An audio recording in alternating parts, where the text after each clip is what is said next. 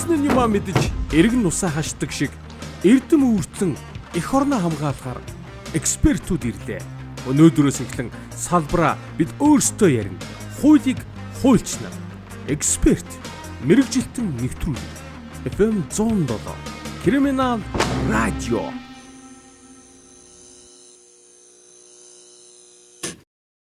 За өнөөдрийн манай эксперт нэвтрүүлэгтээ сонирхолтой зүйл оролцож байгаа. За атхан туяа.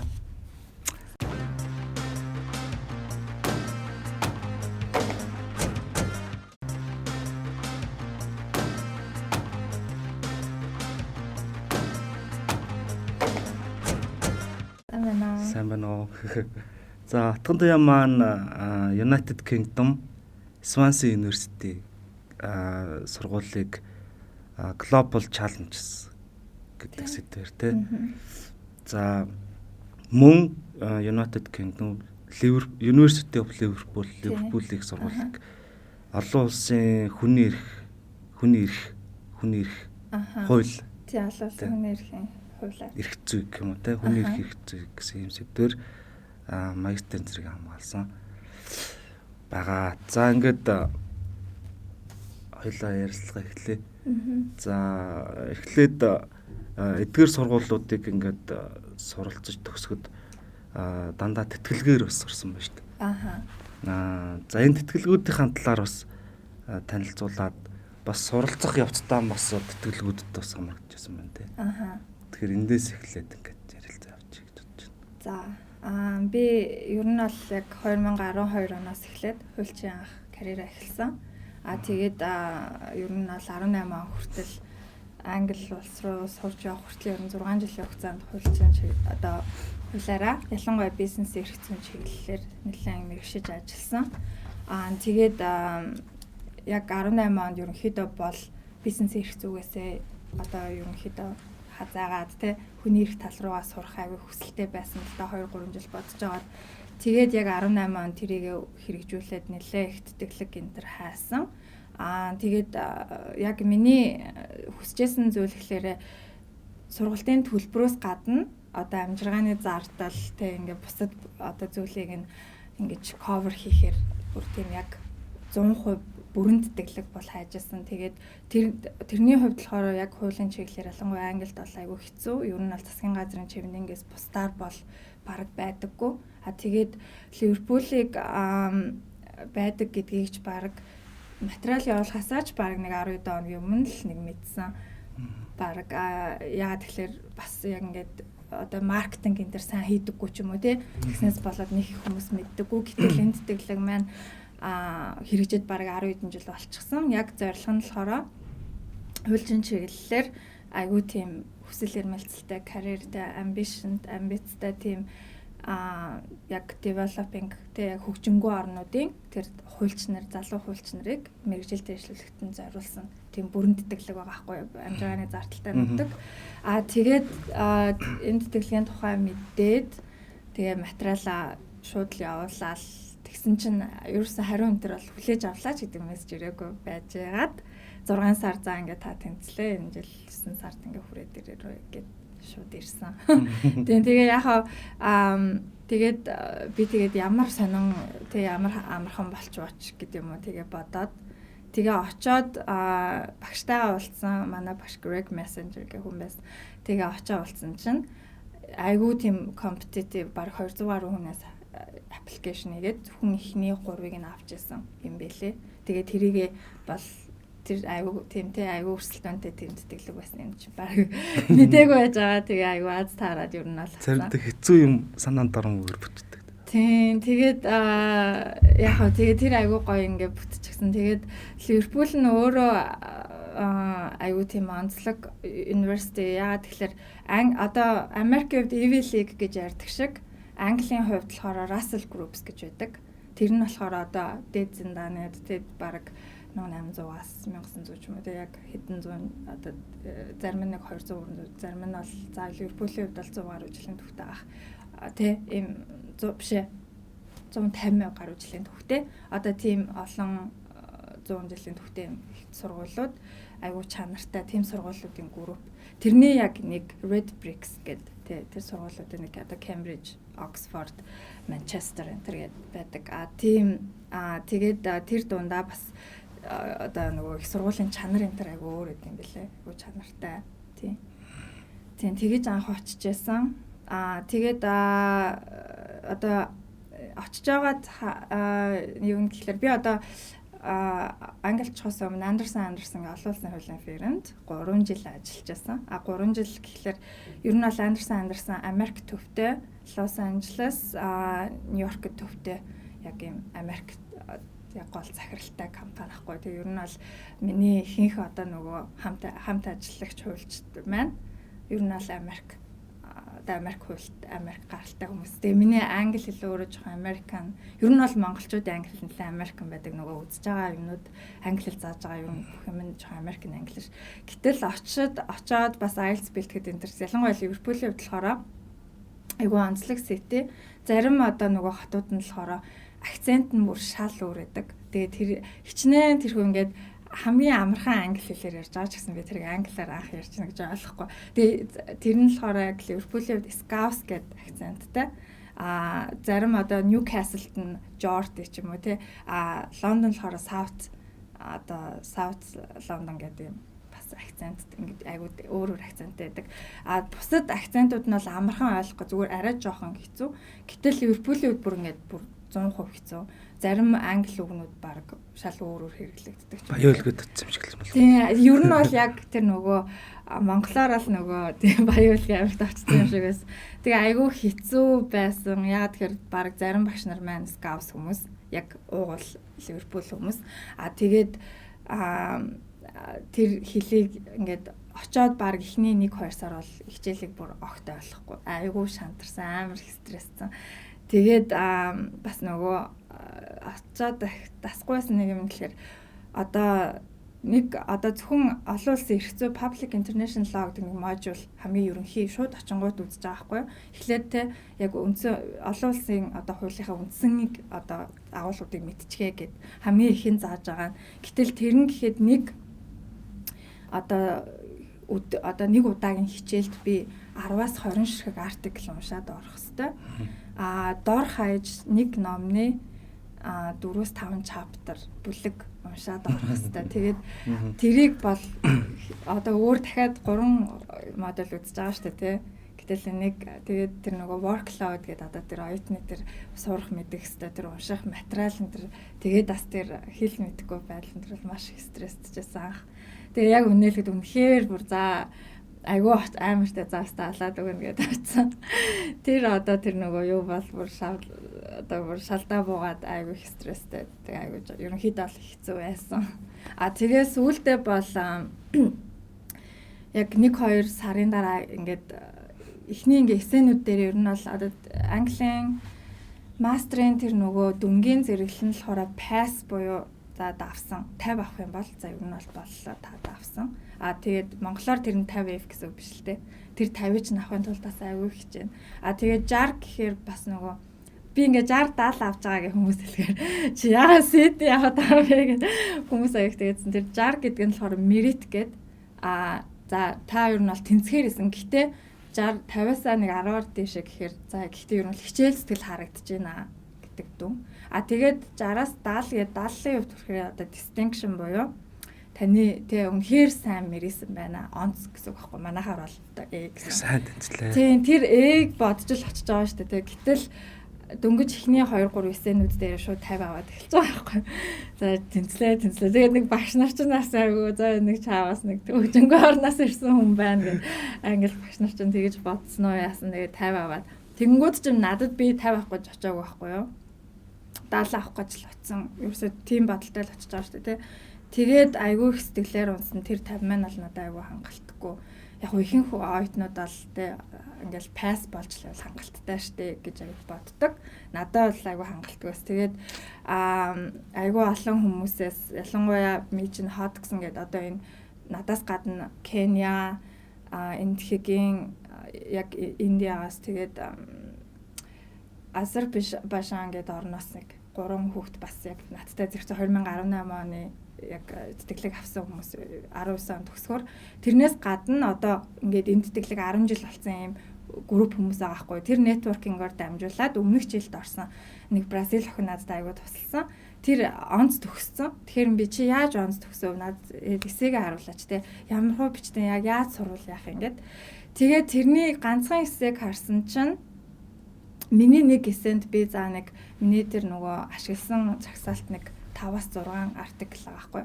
Тэгээд би орлоо тэгсэн чи 50 авцсан. Тэгээд тэрэндээ амар гутарч мутраад угаасаа л 5-6 юм байсан. Гэтэл тэр охин тэр он завхын тулд нэг эсээг бичгээд 20-30 артикл уншсан байхгүй. Тэр зөвхөн артикл. А тэрнээс гадна тэр чинь нөгөө англичин common law буюу одоо нийтлэг хэрэгцээ тий. А common law системтэй тэнгуү чинь тэрний систем нь одоо манай civil code-оос юугаараа өөр вэ гэхэлэр нөгөө яг одоо customary буюу нөгөө зан заншлын эрх зүйг гэдэг утгаараа аюу их нөгөө өмнө шүүхэр хэрэгжижсэн дэжүүхэн жишг тий тэрийг аюу их ашигладаг. Тэгэхээр тэр маань өөрөө хуулиас гадна ороод ирэхээр хэдэн зуун кейсүүд байгаа байхгүй бүр унших хэвээр. Тэгээд нэг кейс чинь 100 үед ингээд дахиад олон шүүгч сүйдсэн байл зарим шүүгч нь өөр саналтай бол тухайн шүүгчийн тусдаа тайлбар тий бие даасан тайлбар энэ төр гээд аюу олон тийм хэрэгцэн байранд бичигүүд байгаа. Гэтэл тэр охин доор хаяж 20-30 кейс ашиглаж байгаа байхгүй юу. Нэг одоо он захын тулд ч тэгээ амар хичээл зүтгэл. Тэгээд ингээ харангуут би эхэндээ амар шантарсан. За би ингээд аюу он цагаан далаад өгнө батсан бол бүтэхгүй байна гэд. Тэр нэг хэсэг хичнээн хөхтэй байгаа. Модулууд ерөнхийдөө бол хамгийн багадаа 3500 хөхтэй. Тэгээ 3500 яг нэг боломжийн 3500. Тэгээ ерөнхийдөө дунд чинь л 5000 хөхтэй байна. Тэгээд ер нь бол ихэнх нь 5000 хөхтэй. Гэхдээ зарим хичээлүүд болохоор 100% эсээгээр дүгнэхгүйгээр зарим нь 70-30% нь одоо нөгөө персентацаар ч юм уу бусад групп ажиллаар дүгнэх тохиолдолд нөгөө эсээнийх нь тог бууруулдаг. Сургалтын онцлог гэмээр тиймэрхүү. Сургалтын сургалтад харьцуулах. Яг миний хувьд шихиутаг сургуулийг төгссөн. Ер нь бол адилхан одоо яг шихиутагч бас уйлжсэн үед тассан байгаа.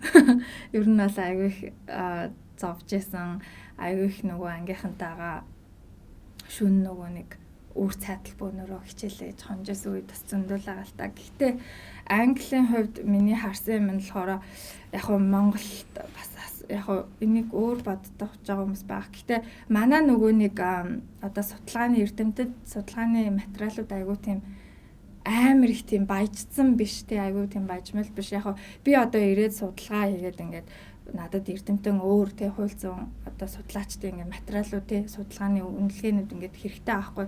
Тэнгүүд яг одоо манайхаа шүүх эрх мэдэл хүний эрх сэтгүүл юм ингээд айгүй олон жил явж байгаа сайн сэтгүүлүүдээ одоо нөгөө хууль зүйн үндэсний хүрээлэнгээс бас гаргаж байгаа сэтгүүлүүд тий.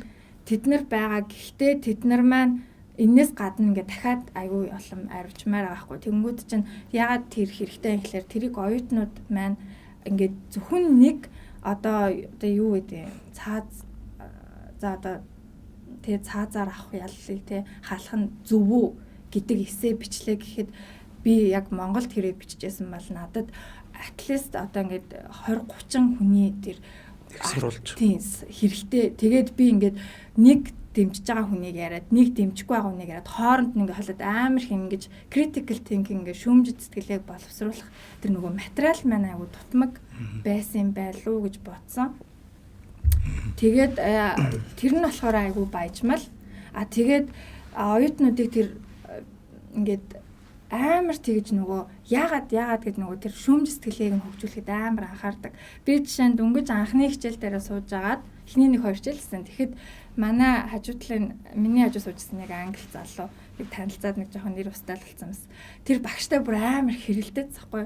Тэгээд манай бид нар чинь багш нарыг ажиж хатанд одоо багшаа гэл амар хөл. Тэгсэн чинь тэнд болохоор тийм байхгүй. Шууд эхний нэрээр нь Rob гэл шууд дуцаахгүй. Гэсэн hey Rob гэл тэгсэн чи өстө буруу ярьж байна.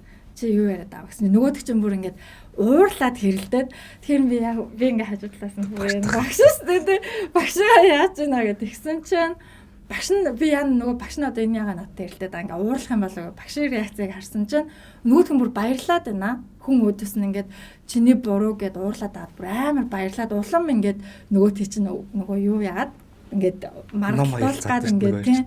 Тэгээд би яагаад одоо бид нар багшийнхаа өдөөс тэгж яриул багш нар хэр дуртай байхыг бас би бас мэдэхгүй байна.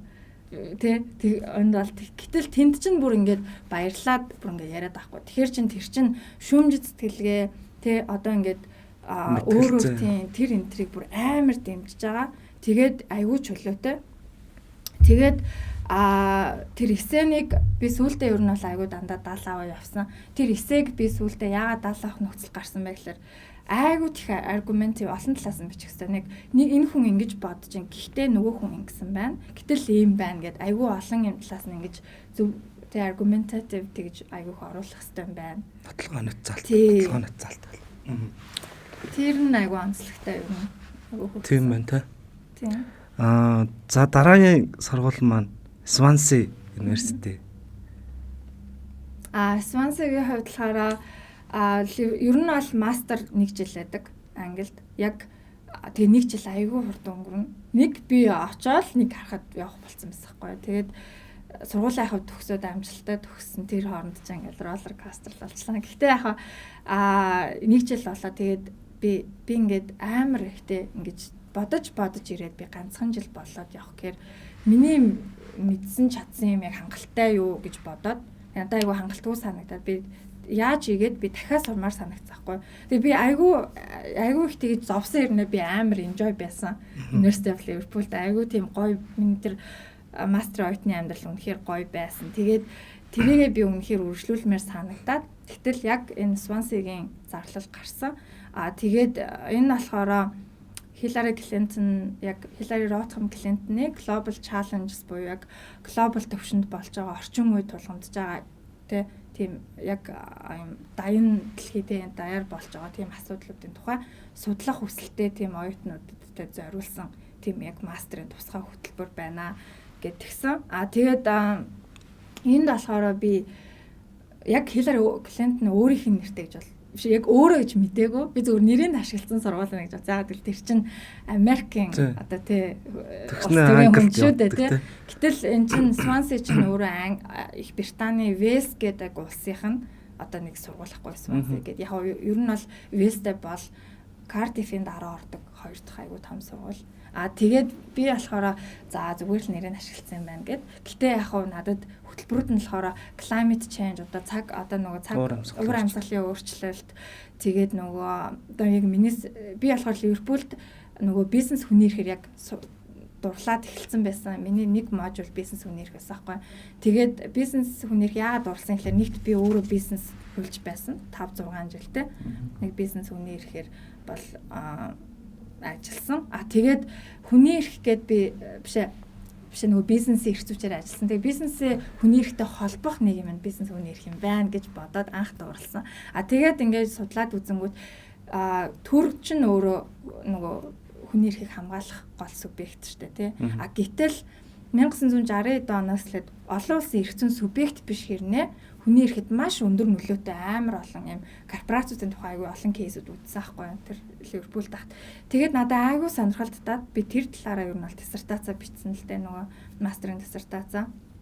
Миний мастерын диссертац болохоор хүүхдийн төвчшгүй хөдөлмөр Африкийн какао индустрид тэ одоо хэр байгаа вэ? Тэрэнд одоо энэ какаог үйлдвэрлэж байгаа шоколад болон одоо энэ тэ какаотой холбоотой энэ хүнсний компаниуд тэр хүүхдийн хөдөлмөрт ямар нөлөөтэй вэ гэдэг тухай диссертац бичсэн байхгүй юу. Тэгээд би яг ингээд бичсэн байсан чинь одоо тэр Hillary Clinton-ы тэтгэлэг болохоор бид нар ингээд 5 хүн авмаар байна. Тэр 5-ын нэг нь бизнес хүний ирэхээр мэрэгших хүсэлтэй байвал сайн байна гэд. Тэгэхээр нөө яг надад болох юм байна гэд. Тэгээд apply хийгсэн чинь за таныг ярилцлаганд үрж гинэ гэдгсэн. Тэгээ ярилцлаганд би нөх юм бодоогүй сандарч мандараачгүй тэгээд за ярилцлагатай юм байна. Тэгээ ярилцлагандаа суусан чинь ярилцлаганд маань за ингээ Hillary Clinton-ы олон 20 30 жилийн хүнтэй хамт ажилласан ингээ нарийн бичиг гээд Kim Chris Balterston гэх хүн байсан хгүй. Тэр хүн байгаа шүү гэдгсэн чинь би амар сандарсан. Оо юу вэ Hillary Clinton өөрийнхөө тий энэ өөрөө оролцож байсан юм байна. Би нөгөө ерөөсөө тэр нөгөө нэг тэтгэлийн зарн дээр ч тийм байгаагүй. Яг зөвөр нэр нь л байсан л та. Тэгээд би амар сандраа эхэлсэн. Бүр ингээд яг айгуу сандраа. Тэгээд тэгсэн чинь тэр хүн надаас амар ноцтой юм асуувал амар serious тариатай суугаад тэгээд би айгуу сандарсан. Тэгээд Монголын хүүхдийн хөтөлбөрийн нөхцөл ямар байгаа? Яагаад чи энд оролцмаар байгаа? Чи энд оролцлоо гэд Монголд яг юу их ингээд амар ноцтой масаж авахгүй. Тэгээд юм ингээд хариулангууд ерөөсөө тийм реакц үзүүлэхгүй. Ингээд суугаад байсан. Тэгээ би заа таалагтаагүй юм шиг байна гэдэг. Миний ярьсан айгуу онцгүй болсон юм байна гэж бодоод айгуу гутарсан байсан чинь 2 хоноо л за та тэнцлээ. Тэгээд танд баяр хүргэе гэснээр одоо Хиллари Клинтон манай Вэлс 7 хоногийн дараа ирж байгаа. Тэгээд тантай уулзмаар байна гэсэн шүү. Та хүрээд ирээрээ гэдэхгүй юу. Тэгээд би бүр юу вэ ямар сони юм бэ гайхаад тэгээд 7 хоногийн дараа бүр амар өөрийгөө бэлдээ. Тэгээд тэр 7 хоногийн торчин нөгөө Хиллари Клинтон ер нь бол нөгөө өмнөх номуудыг уншсан байсан. Миний амьдралын түүх гээд бас нөгөө What Happened гэдэг нөгөө Трамптай өрсөлдсөн ном байдаг шүү дээ. Тэ өрсөлдөөд тэрийхээ тухайд тэ туршлагаа бичсэн. Тэр номыг хальт уншаад тэр чинь аян зузаан ном 7 хоногийн сторал яг гол хэсгүүдээ уншаад тэгээд яг тэр үеэр нөгөө Gutsy Woman гэдэг номоо гаргацсан байсан. Яг 19 он байхгүй юу? Тэр 19 оны 11 сарын үед. Тэгээд тэр номыг худалдаж аваад бас ер нь бол гялс уншаад тэр нь бол айгүй гоё ном байсан болохоор амар хурдан уншсан. Тэгээд тэр номоо амар нөгөө идэх санаачлагтай хүн болж харагдах гэдэг.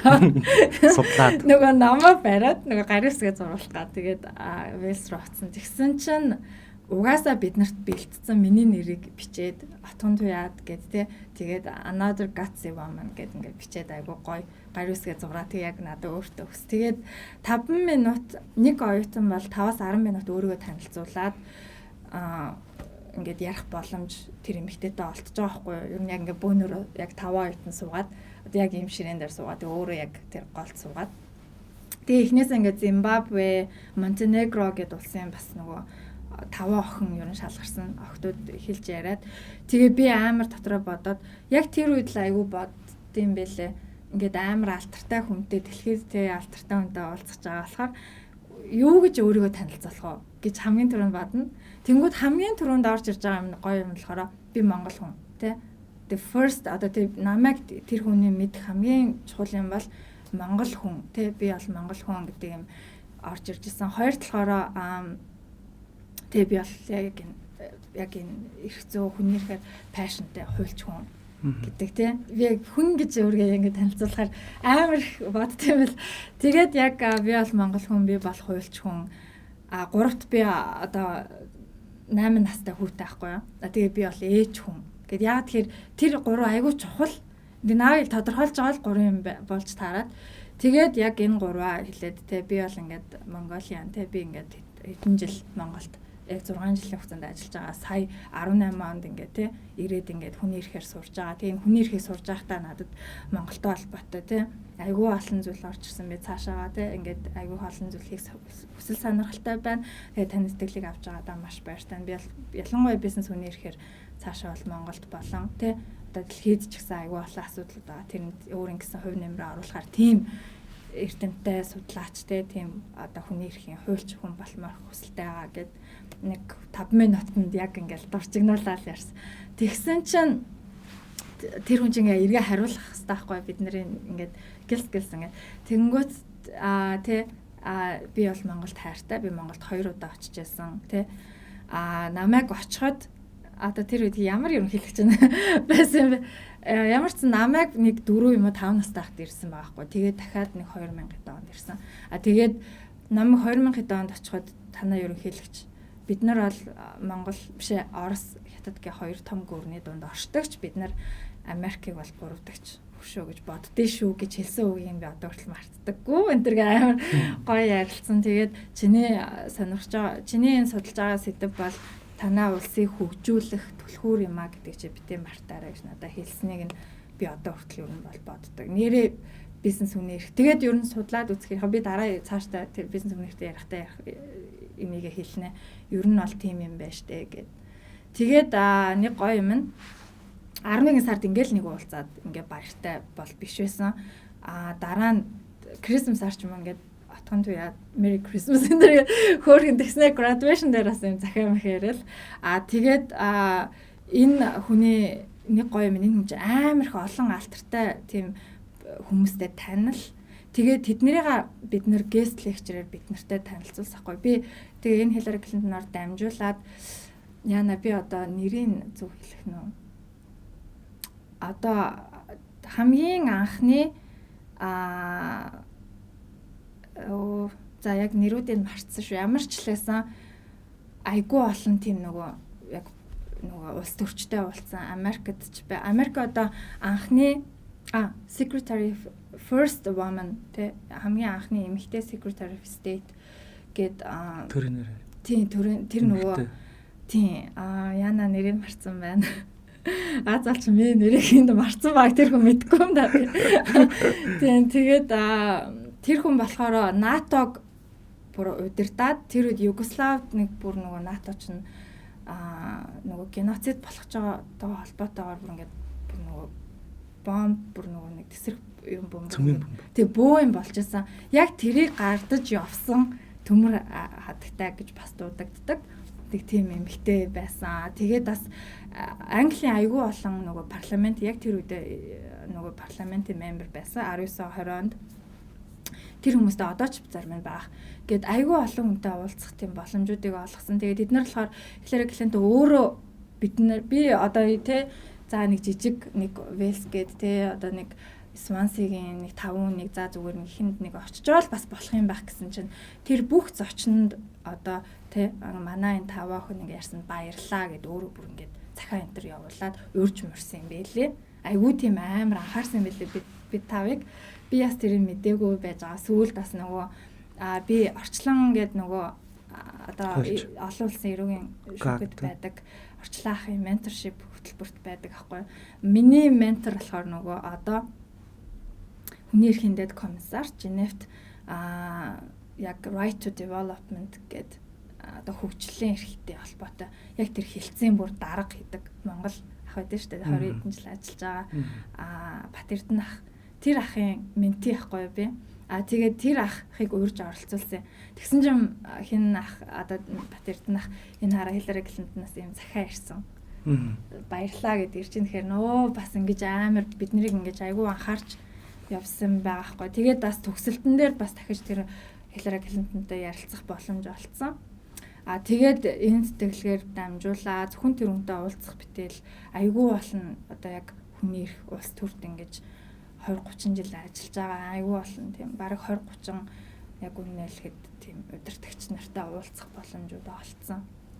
Тэгэхээр надад их сонирхолтой санагдлаа л та. Тэр чинь одоо бүр мэрэгжлийн хэмжээний зүгээр тийм нэтворкинг явж штэ тийм ингээд тэтгэлэг зүгээр ингээд тэтгэл дуусахгүй.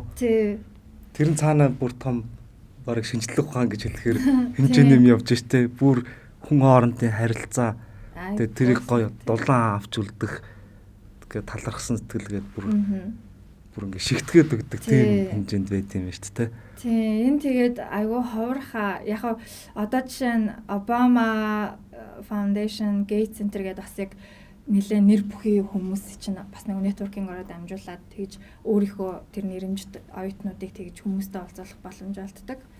Яг тэрнтэй адилхан ер нь бол айгүй ховор. Яг тэгээ бүх 100% тэтгэлэг надад бас айгүй тийм амжиргааны зардал сургалтын төлбөрөд нэлээ хэмжээний мөнгө өгч байгаа хгүй Монгол дүнгээр харьцуулахад тэгсэн хэрнээ бас тийм ер нь бол тэгээд миний ойлгосон зүйл ихлээр яг тэр ялангуяа Hillary Clinton тэр тэтгэлгээс ойлгосон бүр 100% ингэж авч үлдсэн нэг зүйл нь хүний эрхээр би явах юм бол тий зөвхөн би эрдэм мэдлэгтэй тэр чин тэр штэ гэд мэддэг тий тэр хүн байх хүн одоо тий зөвхөн тийм эрдэм мэдлэгтэй байх шаардлагатай хангалтгүй юм байна. Активист тийм тэр активист байхын тулд тэр олон хүнтэй яриад нэг эмэгтэйтэй ярилцсан тэр нь болохоор тэр эмэгтэй болохоор айгүй залуу хүн 32 мартэлсэн надаас нэг 2% гэж тэгсэн хэрнээ парламентын гишүүн болсон яг юу гээд тэгээд өөрийнхөө тэр тойрогтой айгүй олон юм хийсэн мэс ахгүй. Тэгээд тэр тойрогтой тэгээ би өөрөөс нь асуусан таны хувьд одоо бид нарт хэлгээд те ингээд залуу бас төрчин хөдөлгөд бас хүний эрхийн активист хөдөлгөд хамгийн сурах зүйл юу вэ гэсэн чинь тэр persistent гэдэг зан чанар угаасаа хүний эрх гэдэг чинь айгүй их сэтгэлийн хат шаардсан тий чи олон хүн зөрчил харна. Тэгээд чи нэг юмыг за ингэя гэл тэр чин шийдвэрлэхдэггүй. Зарим хүмүүс 20 30 40 50 жил тэрний төлөө зүтгэн. Тэгээд чи үнэхээр тэр метршгүй зан чанартай байх хэвээр. А дээр нь чи ингээд чи нэг хэлээ хүнд одоо тэгээд та бол одоо утаатай ярих юм Монголын утаа ярих юм бол бид нар ингээ утаа хэцүү байж та утаа хэцүү байж та гэд хүмүүс яриад хүлээж авахгүй ойлгохгүй хин ч утааны маск зүүхгүй болохоор бүгд шантраад ингээд одоо тэгэл яг ярьцлаач гэсэн ингээл ер нь шантарчж байгаа шүү дээ тий. Тэгээ чи утаа одоо энэ утааны эсрэг дахиад 20 30 жил ярих ямар ч яриад л ах хэрэгтэй нэг юмыг одоо бид нэр эрүүл цэвэр агаарт амьдрах эрхтэй гэдэг юмыг нэг өнцгөөс хоёр өнцгөөс гурван өнцгөөс яриад чи хизээ чин дуусахгүй. Тэгээд чи энэний төлөө шантрахгүй гэсэн би амар ойлгосохгүй юу. Чи ингээ нэг юмыг дахин ярих хэрэгтэй гэдэг. Тэгээд одоо би тэ ингэж хүний эрх судлаач цаашаа энэ хуульчаар явахын тулд би мэдлэг чадвартай хангалт надад энэ сэтгэлийн хат метршгүй тэр байдал ингээ хүнийг тэ нэг юмыг ярихын тулд дахин яриад ерөөсөө шантардгүй тэр зан чанарын амар чухал юм байна гэд. Тэгээд тэр олон лидерүүдтэй ярихад айгүй олон юм өөр өнцгөөс айгүй олон юм ойлгосон тэр зан чанар гэдэг юмыг бол тэр харин би бас санал нэг байна. Яг тийм байна гэж ойлгосон. Яг нэг хэлээд ингээ өөрчлөгддөг. Жишээл бол одоо байгальд аялахдаа одоо хог аяж болохгүй гэл баг 2000-аад оноос хойш айгүй их ярьдаг гэсэн шүү дээ. Тэгэхээр одоо бол миний бодлоор баг хог аядаг юм баггаа. Ингээд шууд ингээл намайг одоо хүүхэд мөгтөх зүгээр ингээл идэл хайждаг гэсэн. Зүгээр ингээл хайждаг гэсэн. Тэгсэн чинь тэр чи тэгж олон жил ярьжээж тэгээд тэр модонд хадаг уйх гэлдэг чи айгүй олон жилээр одоо хадаг цөөрс мөлөө шүү дээ. Модонд ингээ уйцсан. Тэгэхээр хүний эрх ч гэсэн бас таглах гэж бодож байна. За тэгээ сая битэр чин хүүхдийн төвчшгүй хөдөлмөрийн тухай диссертац чинь болохоор Сванси дээр Ливерпул дээр явцсан. Сванси дээр юм болохоор хүний эрх. Бизнес хүний эрх. Тий. Яг тэр Global Challenges гэдэг юу мастрын тэр нэр нь тийм байгаа штэ. Хөтөлбөрийн нэр нь тэр нь болохоор би бизнес хүний эрхээ үргэлжлүүлээ сурна. Гэхдээ тэрнээсээ гадна нөгөө уур амьсгалын өөрчлөлт одоо технологи яаж хүний эрхэд нөлөөлнө нөгөө дижитал технологи тий. Тэгээд айгүй олон тийм шинэлэг, тийм инновацлог, тийм сэдвүүдийг бас суралцах боломж олгосон. За одоо тэгвэл ингээ судалгааны сэдв хэсэг рүү ороод тэгээд яг өөрийн чинь би яг энэ хэсгээ ингээд шууд дагнаад ярмаар илүү тэрэн дээр одоо пашнтай байна гэдэг тэр хэсгээ ойлаа ингээд шууд барь явчих гэж бодлоо. Тэгээ ер нь бол бизнес хүний эрх нь тэгээ бизнес хүний эрх чинь бас хөөрхөн тэр чинь хүний эрхийн нэг салбар. Тэгээ дахиад дотроо амар олон задарч байгаа.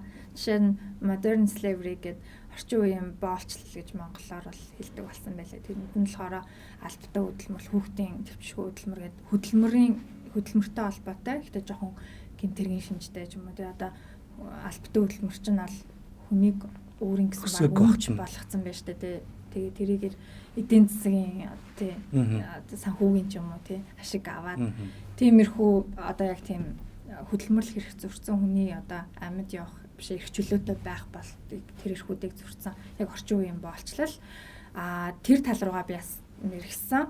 Тэгээд эсвэл яг компаниуд одоо ерөнхийдөө 1960 хэдээс одоо ерөнхийдөө бол дэлхийн 2 дугаар дайнаас хойш одоо нүүб нэгдсэн үндэсний байгууллага гэдэг чинь өөрөө тий за no more тий дэлхийн 2 дугаар дайнд бид нар ямар амар хүн төрлөختөн яаж хүнийг ингэж бүр тий үнэхээр яаж доошоо орж ямар тий тэр одоо зэрэглэлд очиж тий зэрэглэлд тий очиж болох вэ гэдгийг бид нар тэр одоо тэр Auschwitz-ийн тэр одоо еврейчүүдийг яаж тэгж геноцидлсан тэрнээс харж болж байгаа байхгүй.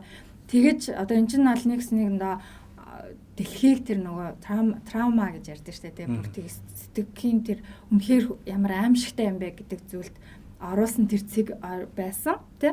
Тэрнээс хойш олон улсын эрх зүй гэдэг юм бүр ингээ шинэ үйл рүүгээ ороод нэгдсэн үндэсний байгууллагатаад хүний эрх гэдэг ямиг одоо тэр нэгдсэн үндэсний байгууллагаас өмнө яг ярьж байсан л да. Гэхдээ хүний эрх бол тэр бид нар дэлхийн инх тайван байхгүй л зүйл юм байна гэд нэгдсэн үндэсний байгууллага чинь байгуулагдсан шүү дээ тий.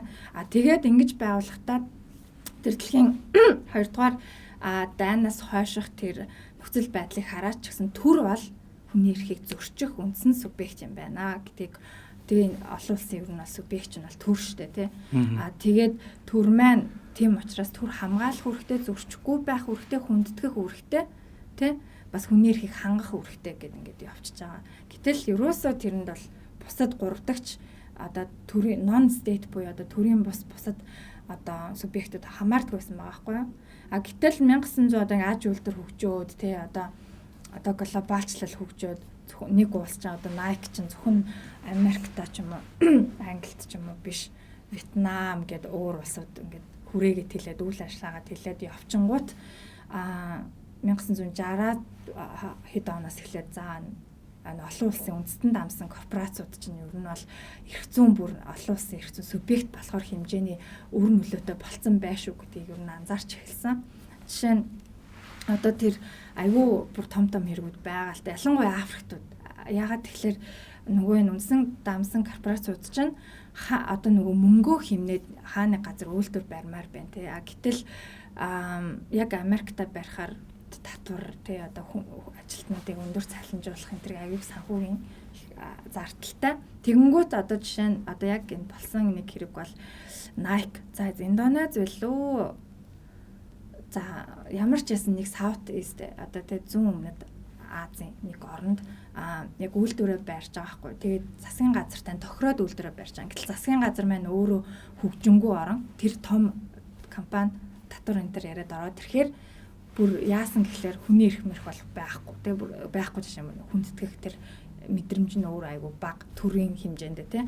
Тэгээд яасан гэхлээр тэр үйлдвэртэй тэр ажилтнуудыг ажилуулах ажилтан олохгүй болохоор хүчээр олон хүмүүсийг аваачаад баахан одоо нэг төрийн security хүмүүсийг харуулж агаад тэр нөгөө Nike үйлдвэр анх баригдсан байгаа хгүй. Тэгээд нөгөө тэр харуул хамгаалагч нар маань тэнд байгаа эмэгтэйчүүдийг нь хүчндэх ч юм уу тэг бүр ингээд зодох. Тэгэж тэр Nike-ийн тэр одоо нөгөө нэг 70-д онд 60-д онд тэр нөгөө тэр гутлнууд нь гараад байна штэ. Тэрийг нь сэтгүүлч олон улсын хүний эрхээр явж байгаа сэтгүүлч нар мэдээд тэр Америкт амар сенсацлж таны өмсөж байгаа пүүз те Nike-ийн пүүз яаж ямар гэмт хэрэгтэй ингэж юуны оролцоотой болж танд очиж байгааг мэдхүү гэд тэгээд ингээд зөвхөн энэ бол нэг жишээ. Гэтэл өөр зөндөө олон улсууд одоо нөгөө хямд төсөр аргаар нөгөө хөгжингүй юм жижиг улсууд үйлдвэр барьж тэр хүмүүсийг мөлжих те одоо татвар зардал нь бага тийм орнуудыг тийм байдлаар ингээд явуулаад эхэлсэн. Тэгээд олон улсуудаа за энэ бизнесүүдийг яаж игээд хүний эрхтэр хариуцлага хүлээлгээгээд гэтэл тэрэн дээр аюул олон асуудал гарсан. Яагаад тэгэхээр хэрвээ хариуцлага хүлээх хүн бол зөвхөн субъект. Тэгэхээр бизнесийг хариуцлага хүлээхийн тулд тэр чинь эрх зүйн субъект болох хэвээр.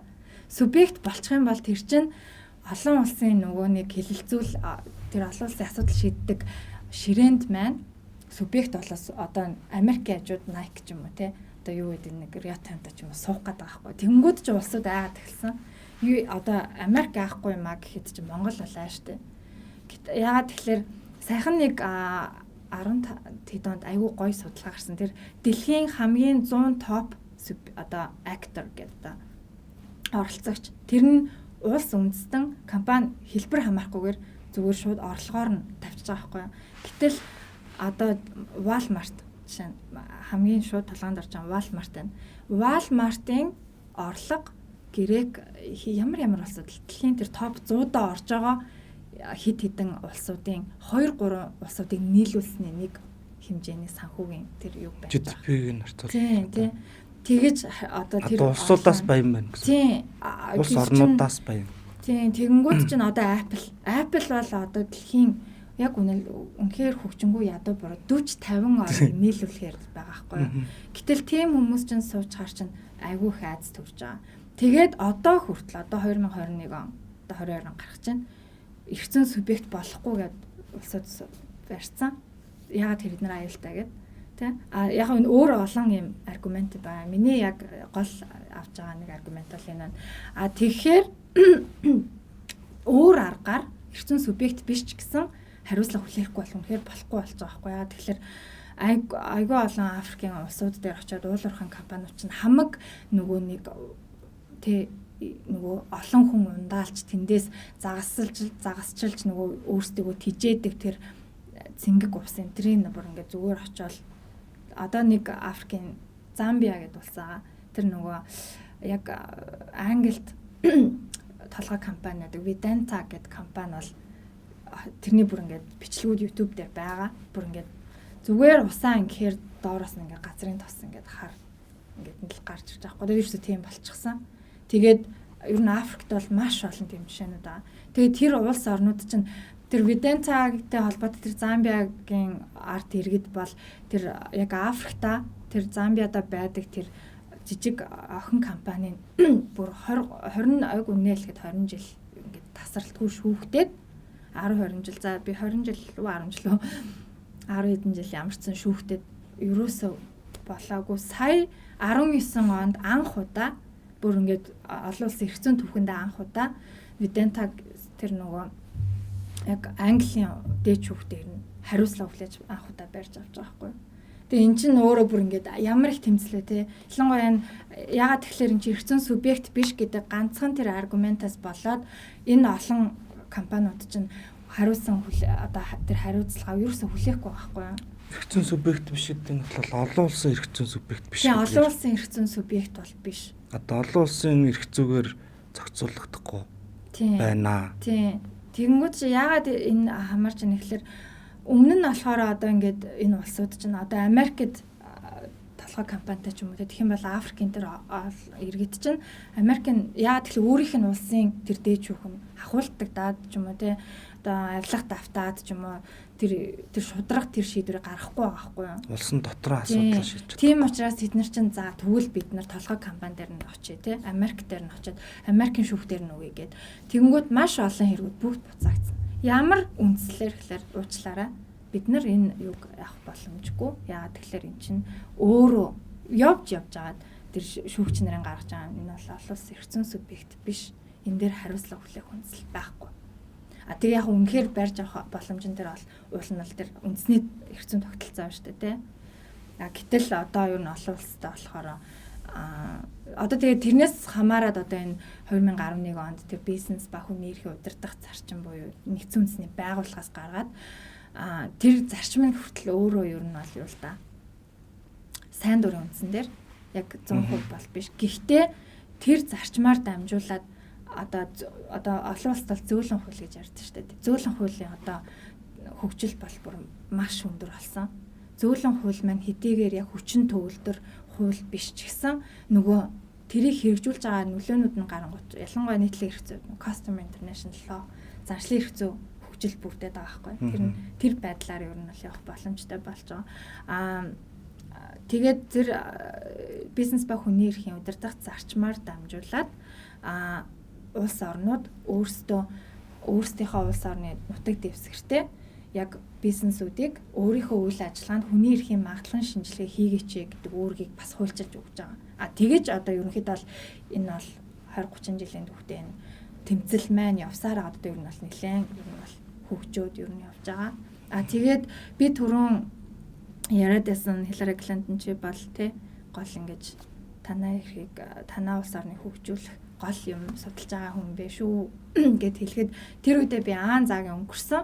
Тэгээ би одоо ингээд судлаад үзэхээр улам ингээд бизнес хүний эрхийг судлаад үзэхээр юу ойлгосон бэ гэхээр одоо энэ бизнес хүний эрх маань олон улсад бүр ингээд аюул эрчимтэй хөгжөөд хүний эрх бол зөвхөн төр биш бизнес хамгаалах тэгээ биш хүндэтгэх үүрэгтэй юм байна гэдгийг бизнес ч гэсэн өөрийн гэсэн хүний эрхтэй холбоотой үүргүүд байгаа мэнэ гэдэг. Одоо бүх ер нь бол улсууд ойлгоцсон явж байгаа. Тэгээд энүүгээр дамжуулаад бизнес ямар үндсэн 3 үүрэгтэй вэ гэхээр нэгт өөрийнхөө бизнесийн үйл ажиллагаа зөвхөн өөрийнхөө биш тэр компани хэрвээ Nike одоо multinational тэ үндэстэн дамсан корпорац бол тэр чинь ингээд supply chain одоо буюу монголоор нийлүүлэлтийн гинжин хэлхээ гэдэг байгаа тийм тэр гинжин хэлхээ нь Вьетнам, Индонез за ингээд айгүй олон үйлдвэрүүд улсууд ганц биш хэдэн тэр бүх тэр салбаруудаа тэр болон одоо тэр салбаруудаас ирж байгаа тэр бүтээгдэхүүн ингээд бүхэлдэн гинжин хэлэх хааш.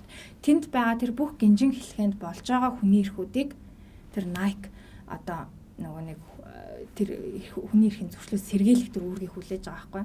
Тэгэхээр бизнесийн хүндэх үүрэг гэдэг байгаа маань тэр нийлүүлэлтийн гинжин хэлхэнд байгаа хүний эрхийн зөрчлүүдээ нэгдүгээрт магадлан шинжилгээгээр тодруулах.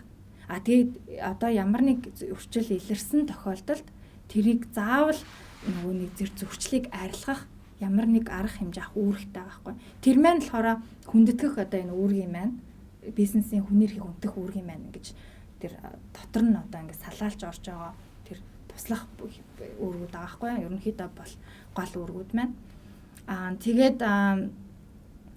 Тэгэхээр хамгийн гол энэ бизнесийн одоо үүрэг маань нөгөө хүний эрхийн магадлан шинжилгээ буюу олон улсад Human Rights Due Diligence HRDD гэдэг энэ одоо нэг сэдэв маань маш одоо тийм чухал сэдэв болж байгаа. Энэ хүний эрхийн магадлан шинжилгээг дэлхийн хамгийн топ 200 компани хэрхэн хийж байгааг судалдаг олон улсын байгууллагууд бий болсон.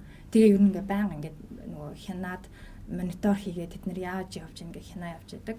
Тэгээд ерөнхийдөө бол энэ 200 орны чинь биш тэр 200 шилдэг компани чинь хідэн Монголтой ямар нэг байдлаар холбоотой айгүй бүх оронтой ямар нэг байдлаар холбоотой байхгүй. Жишээ нь Монголоос одоо хятадаар дамжуулаад уурхайн одоо ашигт малтмлын бүтээгдэхүүн авч байгаа улсууд хүртэл байгаа. Тэнгүүд тэр улсууд чинь хятадыг оролцуулаад Монголд тэг үнэхээр их үс өртөө бараа бүтээгдэхүүн нь Монголд болж байгаа хүний эрхийн зөрчил хүртэл тэр гадны орон ямар нэг байдлаар хариуцлага хүлээх хэрэгтэй байхгүй.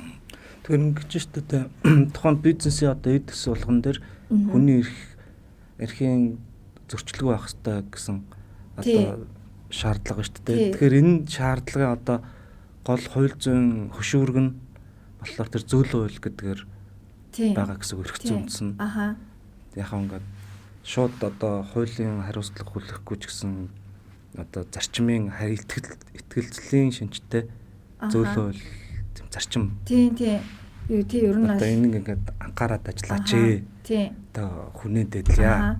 Дэдлцгээе. Урайлах шинжтэй. Тийм. Яг тэгээд ингээд ойлгочхоор нөгөө хүмүүс маань өө эн чинь тэгвэл биелүүлэхгүй ч гэсэн. Тийм. Тэр бол тийм биш. Тэрийг заавал тайлбарлах болохгүй. Яагаад тэгэхээр энэ зөөлөн хууль 11 оноос юу вэ? Guiding principle тий нэгдсэн үндэсний байгууллагын бизнес ба хүний эрхийн удирдах зарчмууд гэж монголоор орчуулга нь ингээ монголоор байгаа.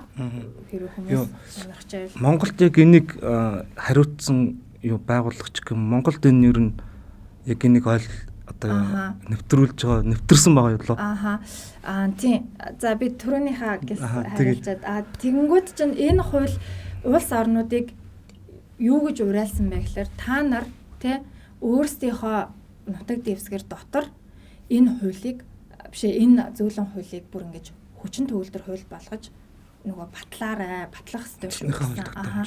Тэгээд яг одоогоор 2021 онд 13 14 орон яг mandatory human rights due diligence law гэдэг яг албан ёсны заавал биелүүл хүний эрхийн магадлан шинжилгээ хийх компани үүргийн тухай хуулиуд тий ингээд 10 хэдэн орнууд батлаа явцсан байна. Тэр улс орнуудын бол жишээ нь Америкт бол 2 Dodd-Frank байна.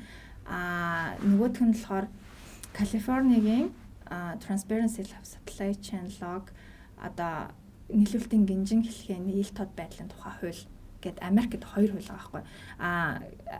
Англи жишээлбэл Modern Slavery Act гэдэг байгаа. Тэр нь болохоор нөгөө орчин үеийн боолчлын тухай хууль гэдэг. Тэр энэ хуулиуд нь болохоор Англи тэр компани өөрийнхөө тэр зөвхөн нутаг Английн нутаг дэвсгэртээс гадна өөрийнхөө үйл ажиллагаа авдаг тэр бүх гинжин хэлхээ одоо өөр улсууд байгаа. Тэр нийлүүлэлтийн гинжин хэлхэнд орчин үеийн боолчлын ямар нэг хэлбэр байхгүй байхын тулд байнга хүний эрхийн магадлан шинжилгээ хийж тэр тухайга тайлангаа өөрсдийнхөө вебсайт албан ёсны тэр мэдээллүүдтэй заавал жил бүр тайлагнах үүрэгтэй байхгүй. Тэгэхээр одоо Монгол дээр ингээд бодохоор одоо нэг бизнес ингээд үйлдвэр ингээд ажиллахад одоо мэрэгжлийн яналт стандарт дэмжил зүйч гэдэг юм бол баахан дүрм журм байдаг шүү дээ. Тий. Хүнийг ингэж болохгүй гэж хөдөлмөрийн аюулгүй бодлын өдрийг л те. Бид нар ч нас Тэгэхээр тэгэхээр нөгөө нэг одоо сая ярьсан тэр зөөлөн хууль уриалга шүү дээ. Зарчим тэр маань яг хүний эрхийн яг аль хэсгийг зөрчиж болох. Одоо хүний эрхийг яг яаж зөрчиж болохгүй вэ гэдэг тийм одоо юу байгаа юу? Ойлголт нь те. Манай төрөний миний хэлснээр бас хүний эрхийг хамгаалах шиг байна шүү дээ. Барилга дээр ийм зүүх хэрэгтэй ингэж одоо 8 цаг ажиллах те. Тэгэхээр яг тэр маань яг ямар төвшөнд одоо хэрэг ойлголт нь явж байгаа те. Тийм. Ер нь бол яг бизнес хүний эрх чинь ингээд удирдах зарчим гэдэг энэ чинь аль нэг байдлаар бүх улсын одоо шингэсэн л байгаа байхгүй. Манайд ч гэсэн те одоо нөгөө таны хэлдгээр одоо тэр хөдөлмөрийн хамгаалал аюулгүй байдал чинь л тэр нэгсэндөө тэр компани ажилтныхаа эрхийг хамгаалаад байгаа нэг шинжин шүү дээ тий. Яг хоо энэ нь болохоор бүр ингээ баталгаажуулаад яг компани та өөрөө ер нь хүний эрхийг хүндэтгэх үүргийг заавал хүлээж байгаа шүү гэдгийг бүр ингэж баталгаажуулсан тунхаглалт маягийн тэр зөвлөл байхгүй юу. Тэгээд өмнө нь болохоор хэдийгээр одоо тэр компани маань тэр ажилтныг хөдөлмөрийн тэр юугаар хангах үүрэгтэй гэдэг тэр зохицуулт байгаа хэрэгжүүлдэг байсан. Гэхдээ одоо энэ хүний эрхийн магадлан шинжилгээгээр дамжуулаад бүр энэ үүргээ үнэхээр биелүүлж байгаа хэсэгтээ жил бүр хяналт тавиад зөвхөн өөрийнхөө компанид биш өөрийнх нь жишээ нь барилгын компанид л гэхэд тэр барилгын туслан гүйцэтгэгч компани хүртэл өөрсдийнхөө ажилчинд тэр хөдөлмөр хамгааллын тэр аюулгүй байдлыг хангаж ийн үдгийг бас хянах давхар үүрэг хүлээж байгаа байхгүй. Тэгээд энийг ямар нэг зурчил илэрвэл тэрийгэ бүр ингээд тайлагнаа. Тэгээд тайлагнал тэр тайлангаа жил бүр өөрийнхөө цахим хуудсандаа бүр байрлуулах.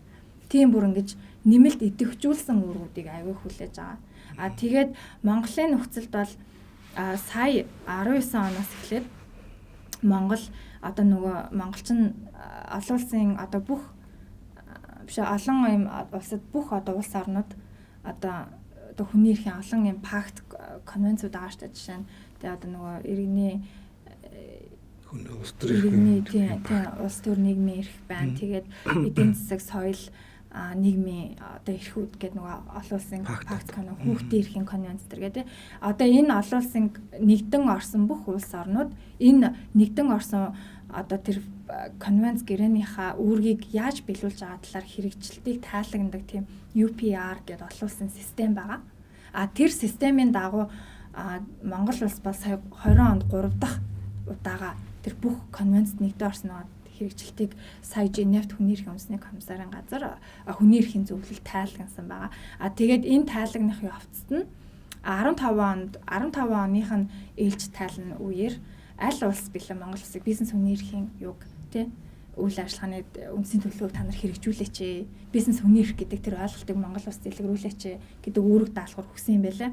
Тэрийг нь гадаад харилцааны яамнаас 2019 оноос эхлээд ер нь бол хэрэгжүүлэх тэр шатандаа явж байгаа. Одоо болохоор үндэсний үйл ажиллагааны төлөвлөгөө маань боловсруулагдах тий одоо тэр үйл ажиллагаа ямар яах ёстой вэ? Монгол улс бизнесүүд яаж хүний эрхийг хүндэтгэж байгаа юм бэ? Цаашаа яаж ямар эрх зүйн зохицуулт ямар үйл ажиллагааг төрөөс хэрэгжүүлвэл цаашаа энэ бизнес хүний эрхийг тий өөрийнхөө салбар үйл ажиллагааг хүндэтгэж чадах юм бэ гэдэг тий асуултуудаар ер нь бол төлөвлөгөө боловсруулагдаж байгаа.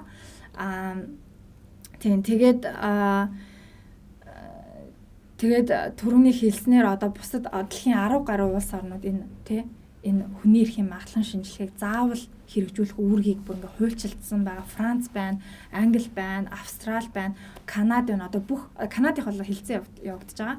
Бүх одоо нөгөө нэг гол хамгийн их үндэстэн дамсан корпорациудтай байдаг хөгжилтэй орнууд маань ингээд хэрэгжүүлээ явж байгаа нь өөрөө энэ олон энэ хөгжингүү орнууд маш өндөр нөлөөтэй. Энэ хүний эрхийн магадлан шинжилгээгээр дамжуулаад айгүй сайн талтай бизнесүүд хөрөө энэ дахиад нэг үүрэг болох гэдэг те баахан стандарт баахан татвар гэж биднэрт ямар их дарамт шахалт болдсон бэ гэж айгүй хүлээж авч байгаа. Гэтэл одоо олон улсын туршлагаас харахад энэ дандаа бизнест маш өндөр сайн үзүүлж байгаа. Жишээлх юм бол хүний эрхийн магадлан шинжилгээ чи яг бизнесийн хэллэгээр ярих юм бол эрсдлийн удирдлагын нэг менежментийн нэг хэлбэр байхгүй юу? Эрсдлийн удирдлагыг одоо бизнес ямар эрсдлүүд байна тэрнийг мониторинг хийгээд тэрнийг хэрхэн шийдвэрлэх тухай ч л өөр бизнесийн тэр риск менежмент буюу эсрэг удирдлага гэдэг байгаа шүү дээ. Гэтэл бизнес тохиолж байгаа хүний эрхийн зөрчил байгальд үзүүлж байгаа ямар нэг сөрөг нөлөөллийг бизнесийн эрсдэл гэж тооцоод тэрийг өөрөө эрсдлийн удирдлагынхаа тэр журмын дагуу хүний эрхийн магадлан шинжилгээ тэ яаж энийг одоо энэнийг шийдвэрлэх үү, ямар арга замаар тэ сайжруулах уу гэж явсаар байгаад энэ компаниуд маань илүү нөгөө нэг sustainable буюу тогтвортой тэр бизнесийн одоо тэр модель руугаа шилжиж байгаа байхгүй юу. Тэгээд одоо ер нь бол олон улсад ийм нөгөө нэг green business буюу тэ ногоон одоо тэр тогтвортой бизнесмен өөрөө тэ зөвхөн бизнес ашиг орлого нэмэгдүүлээд зогсохгүй байгаль дээлтэй энэ бизнесийн модель нь сайн байна гэдэг ойлголтол хүн болго авцсан байна. Тэгээд би нэг сонирхолтой жишээ хэлье гэж бодсон.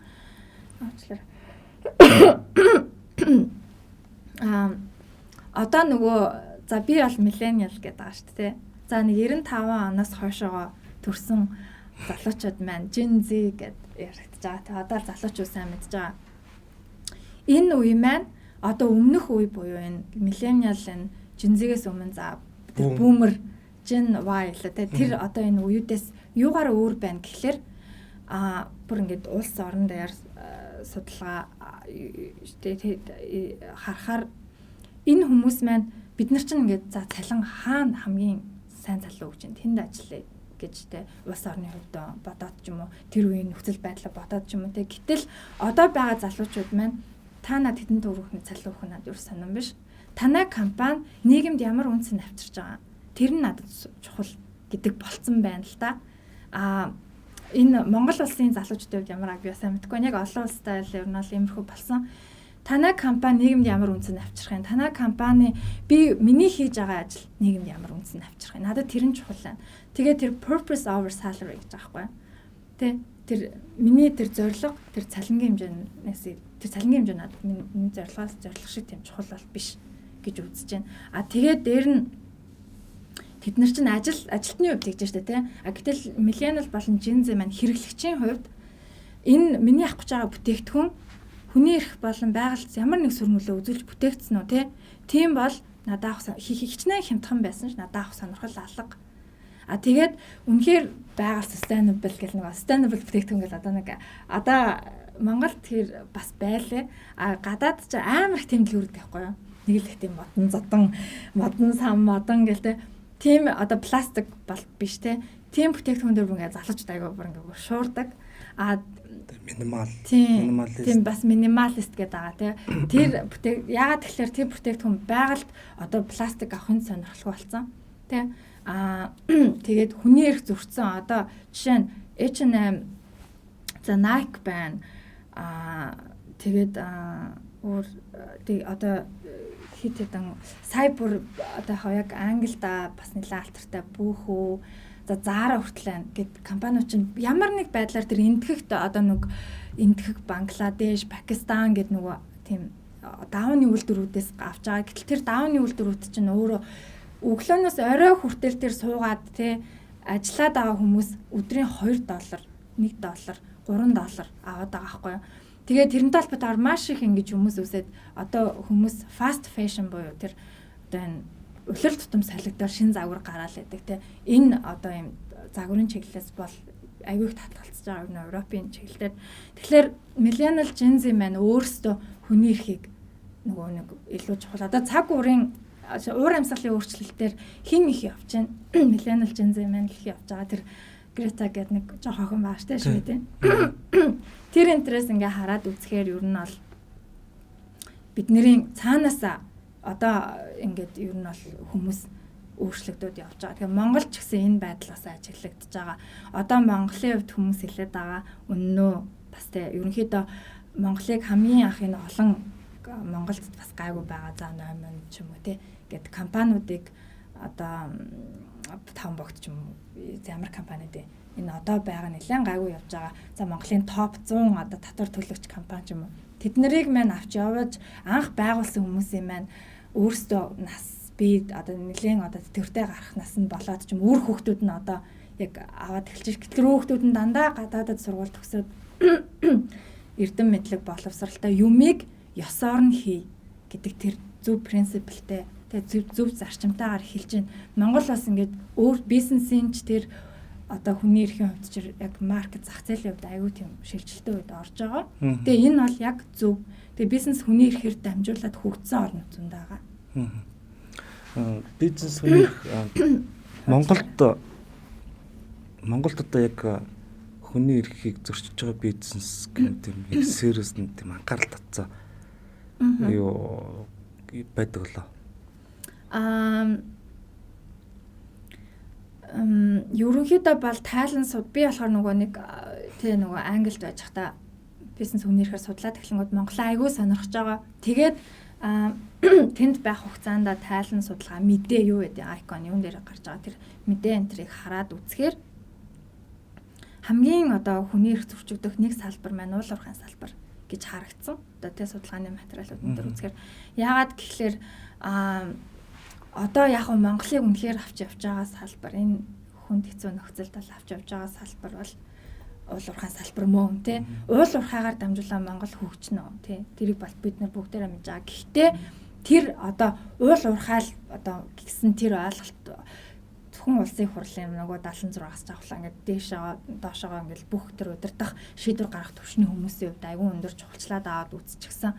Тэрнээсээ болоод ч тэрөө одоо нөгөө Монгол бид нар чинь нөгөө одоо нөгөө бидний хувьд чинь уламжлалт тэр нөгөө бэлчээрийн тэр нөгөө мал аж ахуй гэдэг салбар байгаа штэ тий. Тэрнээсээ болоод уул уурхайн компаниуд одоо иргэдийн ялангуяа тэр мал газар өмчлөх эрхийг аяг зөвчөж байна. Жишээлх юм бол одоо айл нэг ялангуяа уул уурхай чинь Говийн аймагудаар аяг хөгжөөд байгаа. Тэрнтэй холбоотойгоор Говийн аймагт малчтын эрх ашиг бол маш их зөвчөгдөж байна. Жишээлх юм бол одоо уул уурхайн нэг компани гэхэд тий нэг газар өмчлөх эрхтэй нэг иргэний одоо нэг хідэн гаач юм уу талбай дээр бэлчээр нэг мэдсэн чинь өөрөө хамаг тоног төхөөрөмж аваачаад ухаад эхэлчихэж байгаа хгүй. Тэнгүүд хүү энэ чинь миний өмчлийн газар шүү дээ. Юу болж байна те?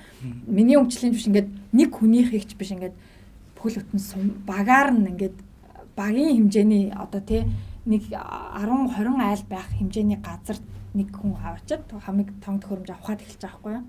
Тэгээд тэр нь захиргааны эргийн шүүхээр яваад дэлдэхгүй. Гэтэл өмчлөх тэр үйл хөдлөх хөрөнгийн бүртгэлийн гэрчлэгэнд байна уу байна те. Гэтэл тэр улс одоо яамууд ч юм уу ерөнхийдөө бол мөнгөө бодоод уу те татвараа бодоод уу ер нь бол тэр уул уурхайн компаниуд эрх ашигыг илүү дээгүүр тавих магадлал гараад байгаа. Гэхдээ яг хуу үнэхээр тэр улсад тэр газар байгаа тэр юу хэрэгтэй байгаа тэр компанид хэрэгтэй байж болно те. Тэгтэл тэрийг хүний эрхийн мэдрэмжтэйгээр зохицуулах хэрэгтэй. Жишээлх юм бол тэр айлуудад тэр өөрийнх нь үйл ажиллагаа явуулах гэж байгаа тэр газарт хичнээн айлууд амьдардаг. Ямар хүмүүс өмчлөлтэй худалдаж авах уу? Тэр айлуудаас худалдаж авах нүүлгэн шилжүүлэх бол зардлын тэр компани ч юм уу төрөөс хэрэг даах хэрэгтэй бол яах хэрэгтэй юм тий. Тэгээд цаашлаад нөхөн төлбөрийн асуудлууд тий. Тэгээд үйл ажиллагаа явуулж байгаа тэр компанийн радиус тий одоо ямар айлууд байгаа. Тэр айлууд байгаль болон нийгэмд нь ямар нөлөөлөл үзүүлэх юм, уул уурхайн үйл ажиллагаа, эрүүл мэндэд нь ямар нөлөөлөл үзүүлэх юм. Тэрийг ингээд цогцоор хүний эрхийн тэр айлууд байна, тэр малчтын одоо эрхийг үнэхээр тэг жухалжилж үзээд айгүй олон тэр хүний эрхийн мэдрэмжтэй зохицуултуудыг гаргаж өгөх ёстой. Гэтэл тэр маань өөрөө за хуулиндаач тэр практик дээр ч тэр айгүй тийм учир дутагдaltaй хангалтгүй байгаа. Тэгээд цаашдаа бол энэ хүний эрхтэй холбоотойгоор байгаль орчны тухай одоо байгаль орчны хамгаалалттай холбоо ашигт мэлтмлийн тухай хууль зэрэгт бол өөрчлөлт оруулах зайлшгүй шаардлагатай. Тийм. Тэгээд бас уул уурхайн компаниуд маань ч гэсэн өөрсдөө тий яг би бол тий манайх бас ингээд эдгээр одоо эргэн тойрны айл амьдарч байгаа хүний эрхийг бас хүндэтгэх тэр үүрэгтэй шүү гэдэг бас ухамсарлах хэрэгтэй. Тийм ба. За ингээд манай нэвтрүүлэг маань дуусах шиг хандж байгаа юм байна. 10 цаг 1 цаг 20 минут ярьсан шүү дээ. Би ч гэнтэл ярьсан. Сонсоор гол ясч цаг өнгөрцөн. Энэ дээр нэг сонирхолтой юм. Франц, Солонгос, хэлтэй гээд basic за. Тэгээд дээр нь англи ийм олон хэл тэнд нь яаж сурч вэ? Англи хэлний хувьд болохоор би одоо нөгөө нэг 10 жил тахтаа олимпиад энтерт ороо явагддаг байхгүй юу. Зөв айгуу дуртай байсан. Миний бүх хичээлээс хамгийн дуртай. Тэгээд өөрөө ер нь сурсан. Тэгээд Harry Potter ч юм уу ном айгуу дуртай. Тэгэл уншаал ойлгохгүйсгэн дахин уншаал ингээл дуртай амаараа хөгжүүлсээр байгаа англи хэлийг бол сурсан. Тэгээд Францын хувьд болохоор Франц хэлний хувьд болохоор сая локдауны үеэр ер нь бол нэг А2 хүртэл сурсан. Нөгөө Свансед авах хугацаанд яг нөгөө 2020 онд 3 сард Монголд бол 12 сараас эхэлсэн шүү дээ. Нөгөө цар тахлын хөл хоройч. Яг Европт даяараа Английн хувьд болохоор яг 3 сард ингээд бүр айгүй хүчтэй. Монголд яг хэр болсныг мэдгүй би өөр байгааг болохоор яг Англид байх үед бол ингээд бүр айгүй амар баг гэрээсээ гарах хэрэггүй. Тэгээд дэлгүүр баг ганц удаа 7 хоногт нэг удаа гар гээд. Тэгээд бүр ингээ айгүй тийм амар тийм хатуу чанга тэглэн хөл хороондоос. Тэгээд хүн чинь айгүй тэр чинь амьдрал хизээж тохиолж байгаагүй өмнө хизээж тэгж хөл хороонд баг айгүй тийм шоконд ороод айгүй стресстэй. Тэгээд тэрийгээ миний хобби бол ер нь хэл мэл сурах айгүй хоббитэй.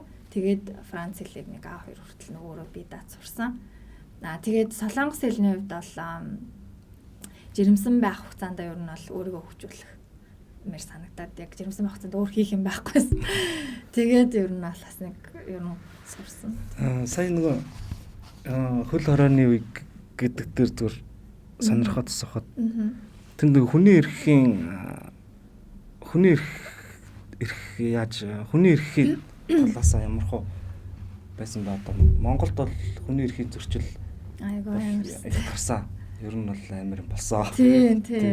Тэгэхээр тэнд нөгөө локдаун хийхдээ хүний эрхийг аль хэмжээнд нь одоо хүний эрх рүү халдаад одоо зогсох те. Тэр талынх нь ямар байсан бэ? Би бас яг тэр үеэр Монголыг ажиллаж л байсан л да. Тэгээ би бас харьцуулаад яг наад чинь дотроо бодсон. Яагаад хоёр өөр улсынх ингээд яагаад Английнхын арай гайгүй те Монголд ингэж бодохоор айгүй нийгмийн нөхцөл байдлаас амар шалтгаална. Дэд бүтэц нь ойлгохтой. Яг жишээ нь би одоо дэлгүүр орж чадахгүй намайг хорчж байгаа штэ 7 хоногт нэг гээд. Тэгэнгүүт чинь тэнд чинь нөгөө дэлгүүрийн гэрт хүргэлт амар хөгжсөн. Тэгээ Англи нэг сайн юм нөгөө шуудан амар сайн хөгжсөн байхгүй. Тэгээ шуудан гар чинь одоо намайг нэг ажилд орлоход ажил орсон баяр хүргэгээл бүх хамаатан садан баг гэр бүл найз зөвхтөөс ингээд баг 20 30 юм картад хүрээд ирнэ баяр хүргэсэн те. Тэгээд Christmas энтергээд тэнгүүч нөгөө тэр шуудан холбоон сайн учраас хүмүүс хоорондоо тэр шуудан холбоогоор харилцаж байгаа. Тэгээд дэлгүүр үнэхээр явждаггүй ялангуяа Ахмад настай хүн энэ төр бол яг нөгөө тэр үед ч Ахмад настай хүмүүс шууд тусаад шууд нас ураад байна гэдэг ойлголт аюу их байсан шүү дээ тий. Тэр чин тийм учраас нэг ч баг гудамжинд настай хүн нөгөө айгаад харагдахгүй тэнд чи ядж хат бүр ингээд 70 80 хүртэл аюу тийм өндөр настай хүмүүс их байдаг. Тэгээд тэд нар чинь бол дандаа гэрээр дэлгүүрээр өрөөсөө ингээд юмаа зөвлөгчж байгаа байхгүй юу. Тэгэл дэлгүүр нь өөрөө тийм үйлчлэгээтэй. Тэнгүүд тэнд чинь одоо тийм одоо нөгөө нэг үйлчлэгээ энэ төр нь цаашаага хүн тэр social distancing буюу хөл хорой хийхэд жоохон тухтай байдлаар тэнгүүд чинь одоо Монголын нөхцөлд одоо тэр нэг автобусанд байгаа нэг хүүхэд яг коронатай гэсэн чи бөөнөрөө тэр нэг газар буулгаа тэр хүүхдийг бөөнөрөө амар загнаж магнаатай гэтэл яг Монгол тэр хөл хорой тогтоох тэр боломж нь өөрөө айгүй хэцүү. Гэтэл тэнд чинь автобусны үйлчлэгээ энэ төр ч тэр ингээд автобусанд орох хүмүүсийг шууд одоо 2 судлалаа гэхэд нэг хүн болгон нэг судал дээр нэг л хүмүүс. Тэгээ хоорондоо зайтай тэр автобус нь ч тухтай тий. Тэгээд тэр автобусанд суухгүй л гэхэд дараа нь дахиад нэг автобус гэл сүрээд ирнэ тий. Ер нь нөхцөл нь өөрөө айгүй дээрээсэн болохоор хүний эрх юм нөхцөл. Тэр нь Монголд юу ах шиг болсон. Тэр нь үг хэлэх эрх гэдэг одоо тэр нөө локдауны үйл ажиллагааг шүүмжлэх тэгээд эмнэлэг юм байна. Инглигээд ингээд сошиал орчинд үзэл бодлоо илэрхийлэнгүүт нь тэр чинь ингээл ерөөсөн таргаад л шийтгэхэд ингээл шууд хүнтэй шууд турлаад одоо дахиж бит юм яриараа. Гэл тэр бол амар. Тэр бүр амар явсан. Ялангуяа олон улсын түвшинд хүний эрхийн түвшин нөгөө хүний эрхүүдийг чи одоо язгуур эрэхтэй бүр ингээ хүний үндсэн язгуур эрх гэдэг амьд явах эрх. Тэрэн шиг хүний үзэл бодлоо чөлөөтэй илэрхийлэх эрх чөлөөний эрх чинь өөрөө маш өндөр. Бараг миний боловсрох эрхээс өндөр байгаа хгүй. айгүй хүндэж авч үзэг. Тэгэхээр би хэлэх юмаа хэлэх ёстой. Тэ тэр hate speech ч юм уу те ямар нэг байдлаар хүний нэр төрийг доромжлон гутаах гэх мэт одоо нэг хязгаарлагдсан зохицуултанд орохгүй л бол намайг хинч хорих хэрэг байхгүй. Тэрийг намайг хорж байгаа тэр одоо тэ төрийн байгууллага юу тэр чинь маш өндөр хүнийрхийн зөрчилд болон тооцогдох хэвээр. Тэнд чинь болохоор ингээл локдаун одоо хөл хорой эхлэхдээ зэрэгцээл хүмүүс протест тэгэл аахгүй. Тэнгүүд протест хийж байгааг нь засгийн газараас протестын хүртэл ингээд те та нар тэмцэж олно, тэг өгөө хэлж олно, эсэргүүцэж олно, загсаж олно. Гол нь тэгээ загсахтай хүртэл жоох ингээд тараас загсажаарай гэж байгаа болохоос загсаж болохгүй юу хөл хоройн загсаад байгаа гэж хинч ирэхгүй байхгүй юу. Тэр чин загсах нь өөрөө хүний амар том үзэр хаахгүй. Харин тэгэхээр тэр нэг тийм смарт гэм үү хүнд одоо манайх ингээд болно болохгүй гэж шууд хоёр туйлд ингэждэг. Тий. Чи хол өрнө хоёр юу ч хэлж болохгүй. Ааха. Тэгэл болоо. Тэнгүү саяхан ярьсан жишээнүүд чинь ингээд тэрийг яаж ингээд ухаалгаар эрхийг ингээ хангаад тэгтээ локдаун байгаа толгоор ингэж ажилдаг тий. Ааха. Тэгэл гоё юм байгаа гэж. Хүний эрхийг яг хэлснээр бүх ингэж арга хэмжээндээ бүх төрийн явуулж байгаа зөвхөн хөл хорой биш бусад бүх арга хэмжээнд дэр ч гэсэн энэ юуг хүний эрхийн мэдрэмж бүх юм дээр байх хэрэгтэй байхгүй. Бизнес үйл ажиллагаанд дэр төрийн төрөөс явуулж байгаа арга хэмжээнд дэр ч тий. За ингээд хоёулаа ярилцлагаа дуусгая. За. Маш их баярлалаа. Үнэхээр сонирхолтой ярилцлага боллоо. Тэгээ өнөөдрийн манай дорт татхан дуяа маань оролцлоо. United Kingdom Swansea University-гийн магистр дээр нь University of Liverpool сургуулийн их сургуулийн магистр оролцлоо. За баярлалаа. Баярлалаа.